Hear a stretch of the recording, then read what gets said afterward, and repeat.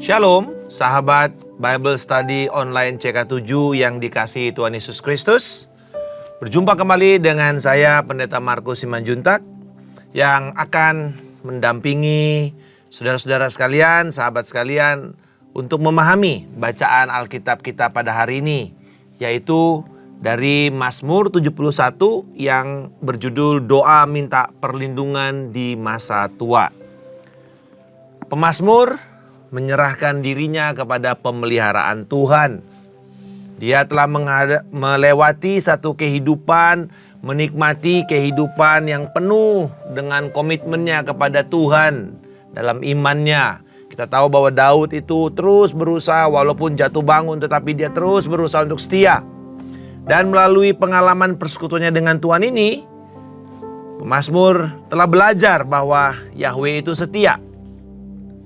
Dan keyakinan pemazmur ini menyatukan berbagai macam jenis doa. Baik itu ada ratapan, ada ucapan syukur dalam mazmur ini.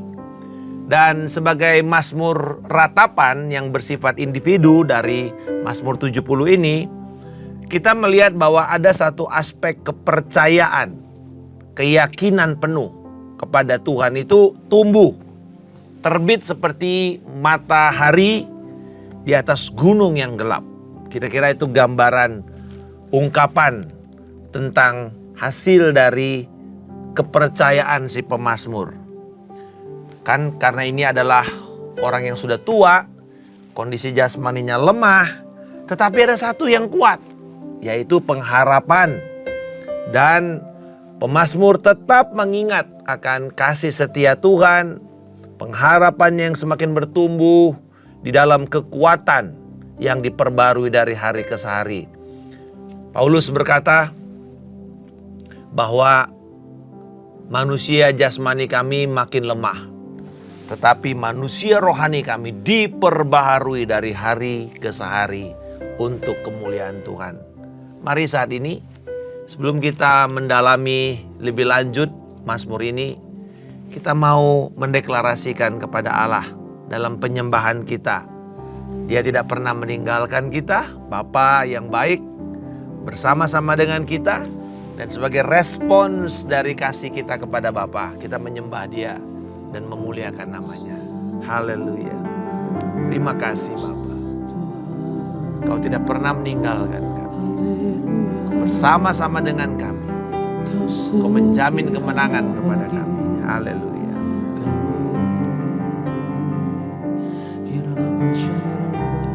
Thank you Lord.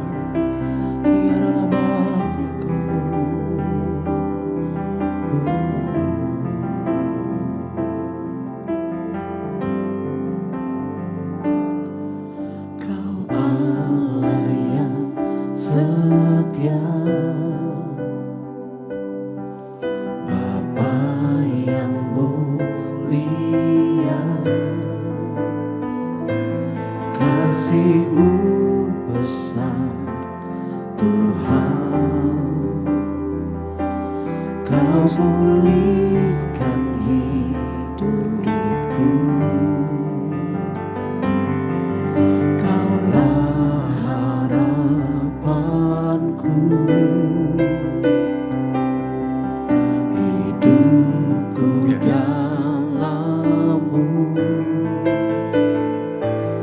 Terima kasih Tuhan, Kau selamatkan hidupku. Dengan apa kan ku balas segala kebaikan-Mu?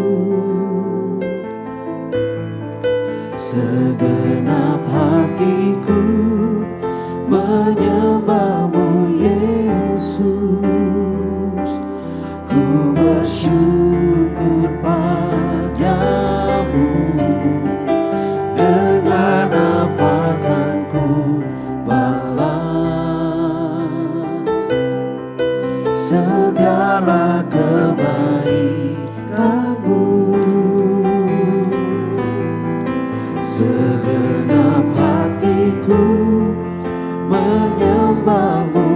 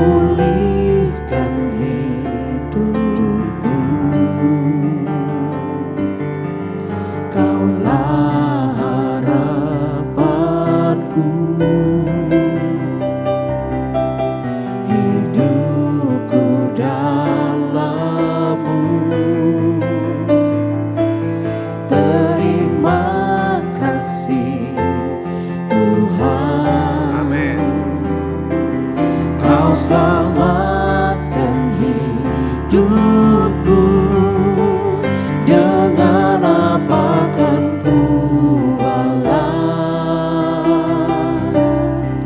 segala kebaikanmu. Segenap hatiku menyembahmu Yesus, ku bersyukur padamu. Dengan apa kan ku balas segala kebaikanmu. Segenap hatiku menyembahmu Yesus, ku bersyukur padamu selamanya.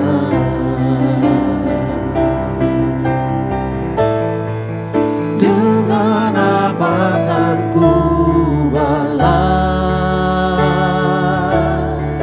segala kebaikanmu. Segenap hatiku menyembahmu Yesus, ku bersyukur padamu. Dengan apa kan ku balas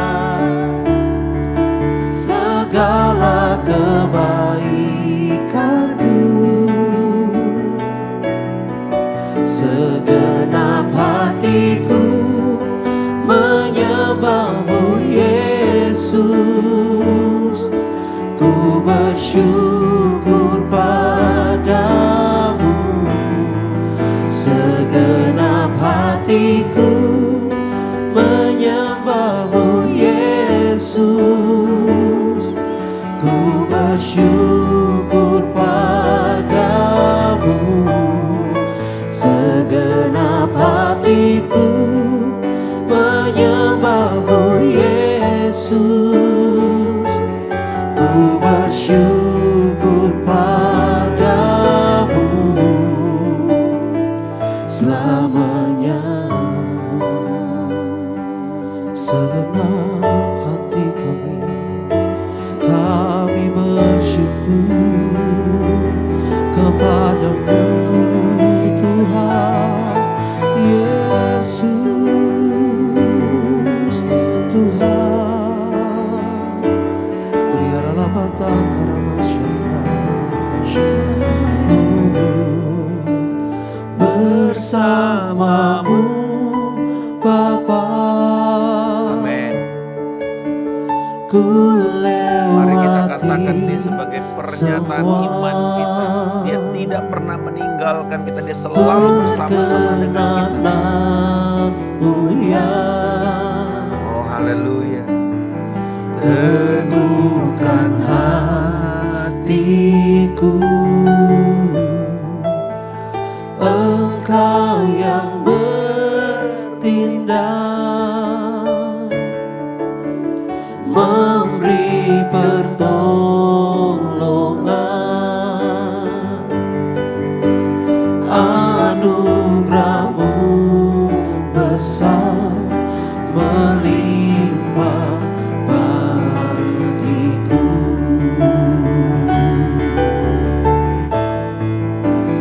Bersama-Mu Bapa, ku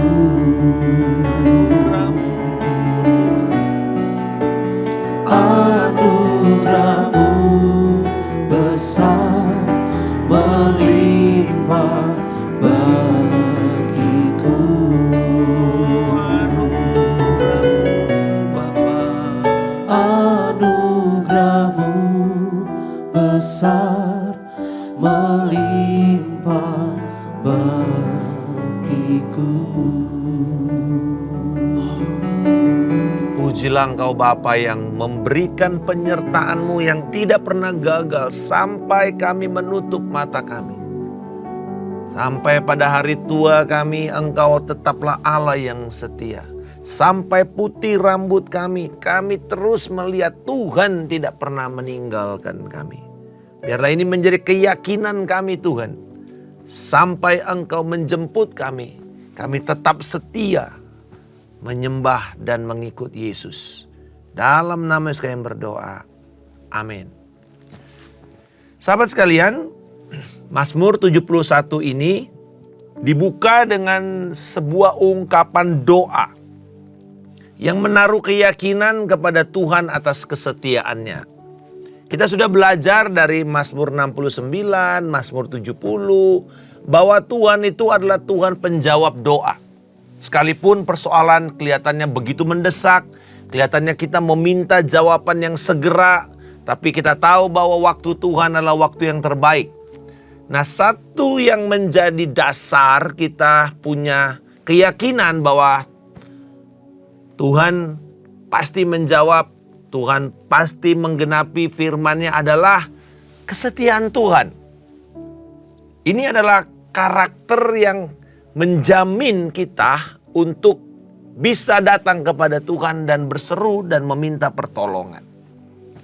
Dan pemazmur di sini telah membuktikan dari mulai dia muda sampai dia tua, bahwa dia punya keyakinan Tuhan adalah Allah yang benar dan yang adil. Dipakai dalam bahasa aslinya kata sedekah, yaitu sebuah keadilan, sebuah kebenaran. Ya, dari kata sedek. Allah adalah kebenaran, Allah adalah keadilan. Nah, penekanan di dalam ayat 1 dan 2 ini adalah pada kata padamu. Dan karena keadilanmu, karena sedekmu, karena kebenaranmu, your righteousness. Jadi dasarnya bukan kepada kita. Bukan karena kesalehan si pendoanya, bukan. Tetapi karena keadilan Tuhan. Itulah alasan. Lalu kita lihat beberapa pengamatan. Kalau kita membaca Alkitab, saya selalu memakai metode ini. ROAD, road. Road itu jalan ya. Tapi itu adalah singkatan dari read, baca, observe, amati. Kita temukan beberapa kata-kata penting, pengulangan-pengulangan, hubungan-hubungan kata, kata-kata atau lokasi, nama. Setelah kita observe, lalu kemudian kita apply, kita terapkan. Apa yang harus saya lakukan dari perkataan yang saya baru baca ini? Dan yang terakhir, delivered. Bagikan, sampaikan, share kepada orang, ajar kepada anak-anak kita, kepada orang-orang yang Tuhan percayakan kepada kita. Dengan begini, kita akan terus bertumbuh ya dan berjalan di dalam jalan-jalan Tuhan. Nah, mari kita setelah kita membaca, kita akan melihat, mengamati beberapa hal-hal yang kelihatannya sangat penting, yaitu bahwa dari ayatnya yang ke-6, dari 5 sebenarnya sampai dengan ke-8 ada beberapa kata-kata yang berulang-ulang tentang Yahweh. Bahwa Yahweh telah menjadi pengharapan, keyakinan, kepercayaan. Dari ayat yang ke-5. Di situ dialah pengharapan, dialah kepercayaan, dialah keyakinan kita. Dan ini seperti kalau kita melihat di dalam kitab Yeremia pasal yang ke-14 ayatnya yang ke-8. Saya akan bacakan kepada saudara. Ya pengharapan Israel, ya pengharapan, penolongnya pada waktu kesesakan. Mengapa engkau seperti pendatang di negeri ini, seperti orang dalam perjalanan yang hanya singgah untuk bermalam. Jadi kita melihat bahwa Allah Israel adalah Allah pengharapan. Kalau kita membaca dalam kitab Yeremia ini kan ini seperti kondisi bangsa Israel yang sedang mengalami pembuangan. Mereka seperti ditinggalkan, tetapi ternyata tetap mereka berseru Allah adalah pengharapan mereka. Lalu kemudian ada kata pujian ya dalam Bahasa aslinya tehila. Tehila itu pujian yang penuh dengan sorak-sorak. Dalam ayat 6 dan ke-8 dikatakan, Engkau yang selalu kupuji-puji. Lalu ayat 8, biarlah mulutku penuh dengan pujian, tehila, kepada Tuhan. Jadi ada pujian. Yahweh itu adalah pengharapan, tapi juga Yahweh adalah Allah yang layak untuk menerima segala pujian, penghormatan dari mulut orang yang ditebusnya. Tapi juga kita melihat Yahweh adalah tempat perlindungan yang kuat. Ayat yang ke-7. Tempat perlindungan yang kuat. Yahweh adalah kemegahan. Ayat yang ke-8. Dan kemudian ada kata dari kelahiran. Ayat yang ke-6. Dari rahim, dari kandungan. Selalu kau kupuji-puji Tuhan. Berarti si pemazmur ini sejak dalam kandungan rahim ibunya sudah ada puji-pujian. Nah ini kepada para ibu-ibu yang sedang hamil, ini penting. Bahkan ini sudah dibuat sebagai sebuah penelitian bahwa anak-anak yang di kandungan yang mendengarkan musik itu memiliki kepekaan, memiliki satu respons yang baik dan pertumbuhan yang stabil serta harmoni di dalam semua bagian-bagiannya, baik itu sarafnya, baik itu otaknya, ya, dan bikin anak itu menjadi memiliki kecerdasan. Nah, saudara-saudara, ini yang saya lakukan pada waktu anak saya dalam kandungan dan kemudian juga lahir. Saya selalu membuat dia mendengarkan puji-pujian, penyembahan, khotbah, firman. Karena kita berpikir dia kan masih kecil, Pak. Ya, tapi telinganya sudah berfungsi. Perkataan yang diucapkan orang tua pada waktu di dalam rahim itu mendengar. Anak itu diterima atau ditolak, itu akan ada responsnya. Nah, dikatakan sejak dalam rahim aku memuji-muji. Jadi dari mulai dia sangat muda, bayi, sampai dia saat itu sudah berumur, dia tetap memuji-muji Tuhan. Ini sebuah gaya hidup yang memuji Tuhan. Lalu kemudian si pemazmur dengan tegas mengatakan akan pengabdiannya kepada Tuhan. Dalam ayat yang ke-6, padamulah aku bersandar sejak kandungan, Engkau telah mengeluarkan aku dari rahim ibuku, Engkau yang selalu kupuji-puji. Nah, ini sama dengan ketika Daud di dalam Mazmur 22 ayatnya yang ke-10 berkata, Engkaulah yang mengeluarkan aku dari kandungan, Engkaulah yang membuat aku aman pada dada ibuku. Jadi kata El Shaddai juga adalah gambaran seorang ibu yang menyusui anaknya. Jadi kita bisa melihat bahwa si pemazmur ini memiliki sebuah keyakinan akan rasa amannya kepada Yahweh yang menjadi perlindungan dan kekuatannya. Dari mana kita tahu bahwa pemazmur ini terus setia sejak muda sampai tua? Di dalam terjemahan asli, yaitu dari teks Masoretik, ada kata-kata di dalam bahasa Ibraninya itu bagimu, padamu, aku tidak akan pernah memuji, tidak akan pernah berhenti memuji engkau, atau kita bilang aku selalu memuji-muji. Dan ada kata hanya kepadamu saja. Dari ayat 5 sampai 7 itu ada ungkapan-ungkapan seperti itu. Artinya bagi si pemazmur tidak ada Allah lain. Tidak ada kekuatan lain kecuali Adonai. Jadi begini, di tengah-tengah kemajemukan agama, kepercayaan pada waktu itu sampai sekarang sama. Iman kita bukan iman jamak. Artinya bukan kepada kekuatan ilahi atau kekuatan supranatural manapun, tidak.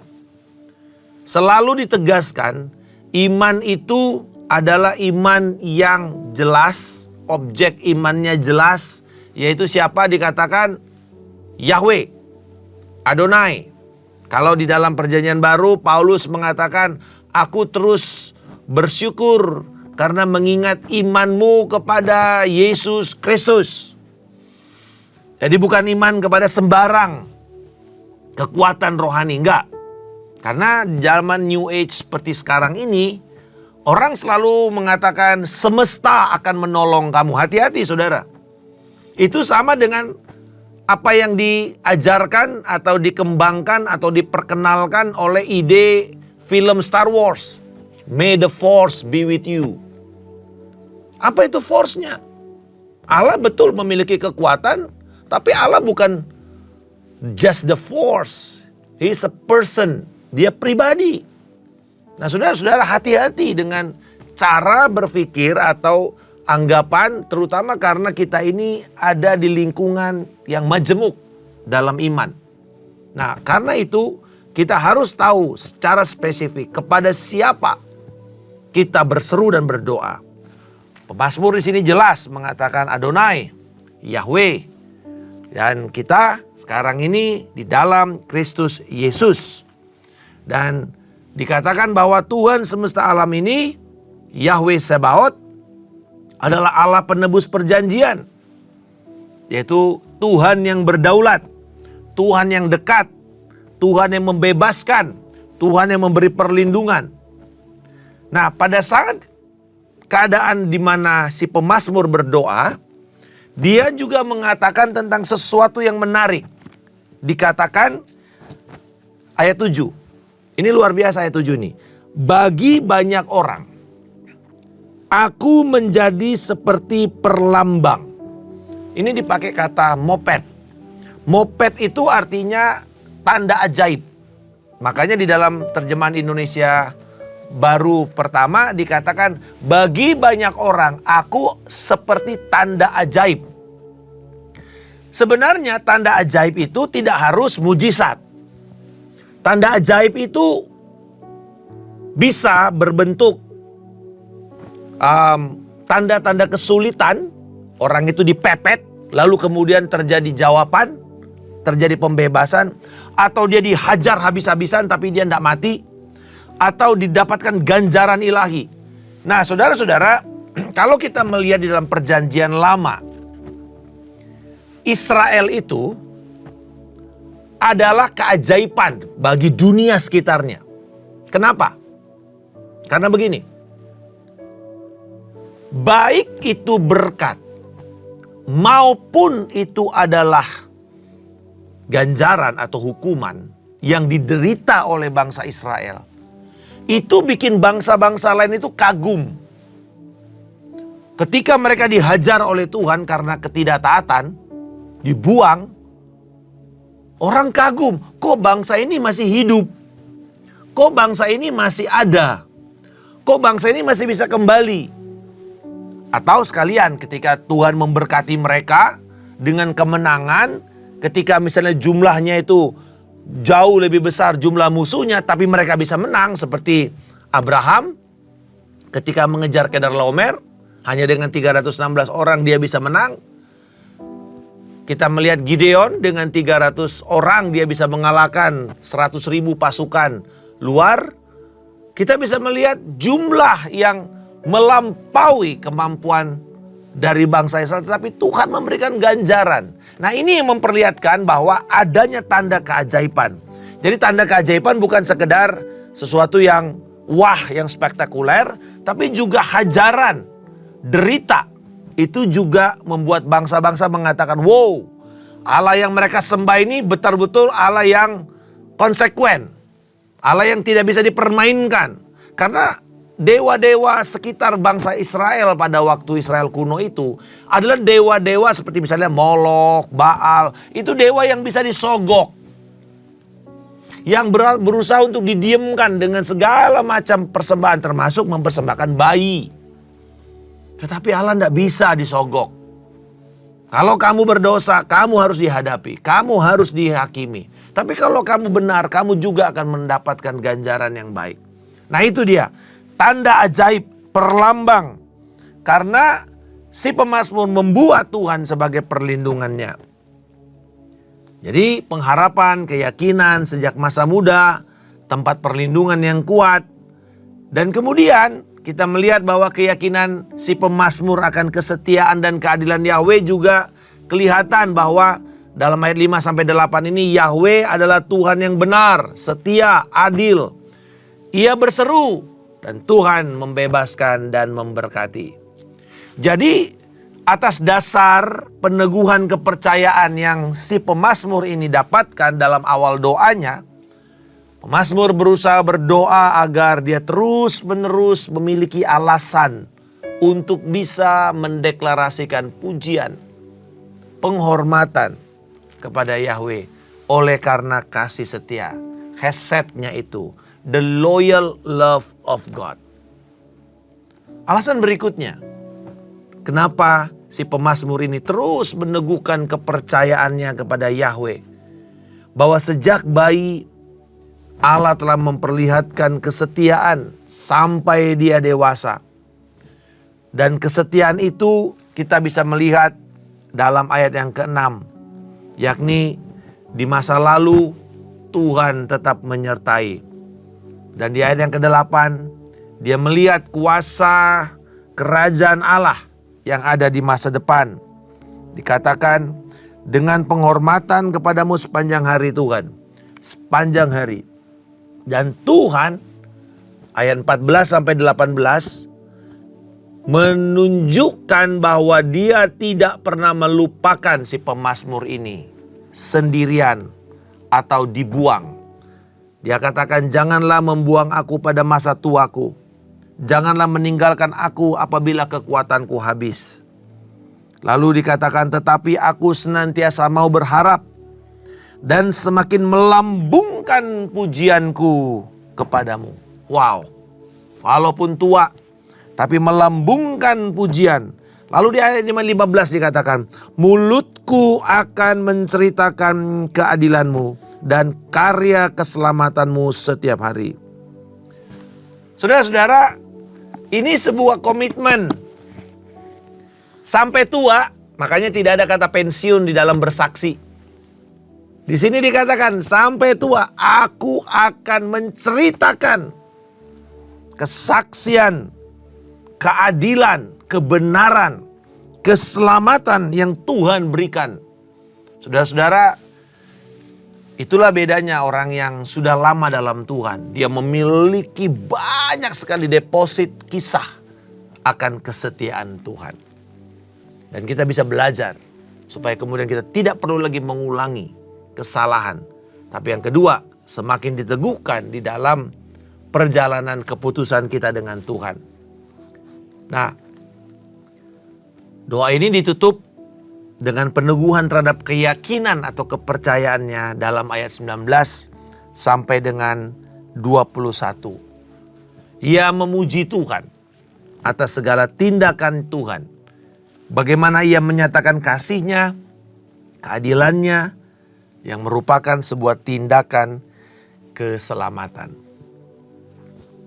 Saudara, kelepasan ilahi atau pembebasan merupakan ungkapan pernyataan kerajaan Tuhan.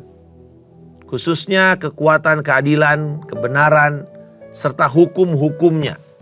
Di sini si pemazmur mendeklarasikan bahwa Yahweh adalah pahlawan perang. Spiritual or divine warrior. Yahweh adalah pahlawan perang. Ia adalah raja penebus yang membawa kepenuhan berkat, membawa perlindungan kepada anak-anaknya, kepada umatnya sampai masa tuanya. Jadi kita bisa melihat sifat-sifat Allah, khususnya Allah yang berbelas kasihan, Allah yang bermurah hati, adalah dasar dari pemazmur untuk mengharapkan pertolongan, pembebasan dari Tuhan.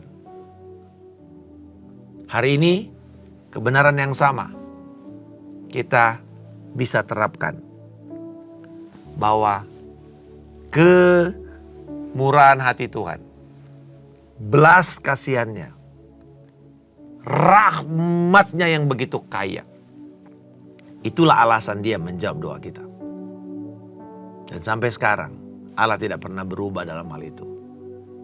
Inilah dasar yang juga Yesus kerjakan waktu menebus kita, waktu menyelamatkan kita. Bukan karena kita hebat, tapi karena belas kasihannya. Dan sebagai respons, kita katakan tadi, dengan apa aku bisa balas? Segala kebaikan-Mu Tuhan, segala penyertaan.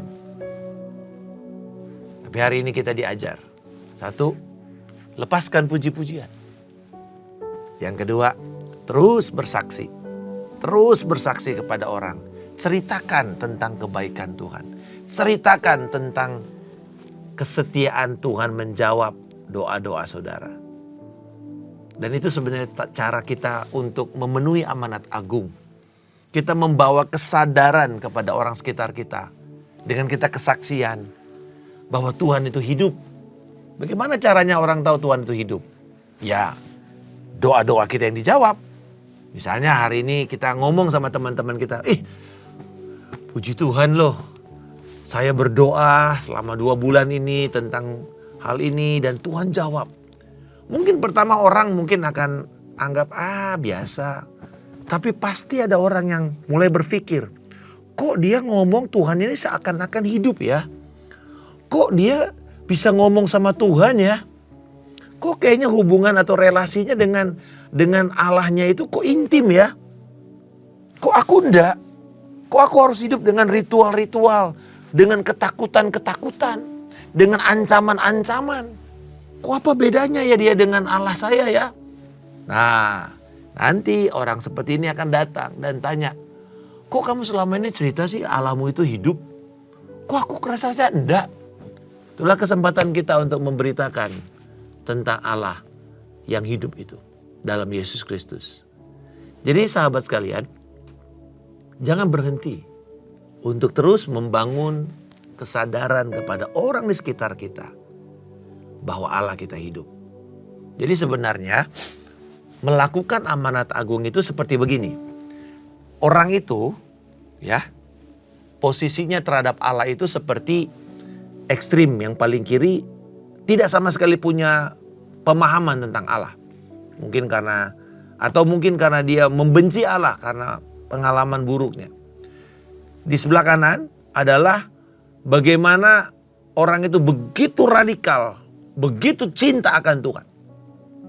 Nah, titik nolnya, jadi kalau ini misalnya minus 10, di sini plus 10, ya skala 1 sampai 10. Nolnya itu adalah titik di mana dia bertobat berbalik. Jadi setiap hari orang-orang sekitar kita ini ada di sekitar minus 10 sampai dengan 0. Apa yang kita kerjakan setiap hari kalau kita ketemu orang-orang seperti ini adalah membawa mereka mendekat. Berkurang dari minus 10, dari yang tidak tahu sama sekali tentang Tuhan. Pelan-pelan dia bertumbuh, pelan-pelan dia bergeser. Sampai pada titik di mana kita bisa mengatakan, hari ini saya mau menyerahkan hidup saya kepada Tuhan Yesus. Belum lama ini saya menuntut seseorang yang sudah 68 tahun. Baru dia mau menyerahkan dirinya kepada Tuhan Yesus Kristus. Tetapi ada orang-orang yang Tuhan pakai, dari ibunya, dari anaknya, dari pendetanya, yang terus membawa dia mendekat dan semakin lama semakin sadar akan kesetiaan Tuhan dalam hidupnya. Sampai akhirnya ketika dia bertemu saya dan kemudian saya ceritakan tentang Kristus dan dia mengatakan, saya mau menyerahkan hidup saya kepada Kristus. Apakah Tuhan lalai? Enggak. 68 tahun Tuhan pakai orang-orang di sekitarnya untuk membuat dia mendekat dari minus 10 sampai menjadi titik 0. Setelah itu Tuhan juga akan pakai orang-orang sekitar dia, akan membawa dia terus mendekat kepada Kristus dan semakin lama semakin mencintai Tuhan. Kita bersyukur orang-orang yang Tuhan pakai dalam perjalanan rohani kita. Dan mari terus kita berdoa supaya sampai masa tua, setiap hari mulut kita penuh puji-pujian, mulut kita penuh dengan kesaksian. Tuhan Yesus memberkati. Kami berdoa Bapa, Engkau yang akan terus membuat mulut kami melambungkan pujian dan kesaksian. Sehingga kehidupan kami menjadi tanda ajaib akan kesetiaan dan kebesaran anugerah-Mu. Dan terimalah berkat Tuhan saudara-saudara. Tuhan yang memberkati engkau dan Tuhan yang melindungi engkau. Tuhan akan membuat wajahnya senantiasa bersinar atas engkau dan memberikan engkau kasih karunia yang melimpah. Tuhan menghadapkan wajahnya dan memberikan engkau damai sejahtera yang melampaui segala akal dan pikiran. Kebenaran, sukacita dan damai sejahtera oleh Roh Kudus penuh dan melimpah dalam hidupmu. Kasih karunia dari Allah Bapa, cinta kasih dari Tuhan kita Yesus Kristus, persekutuan yang indah, erat dan manis dengan Roh Kudus yang akan menyertai engkau dari hari ini sampai Tuhan Yesus Kristus datang menjemput kita di awan kemuliaan, membawa kita memerintah dalam kerajaan damai-Nya hingga kekal selama-lamanya. Dalam nama Tuhan Yesus Kristus kita berdoa dan mengucap syukur. Haleluya. Amin. Tuhan Yesus memberkati. Selamat berjumpa kembali esok. Shalom.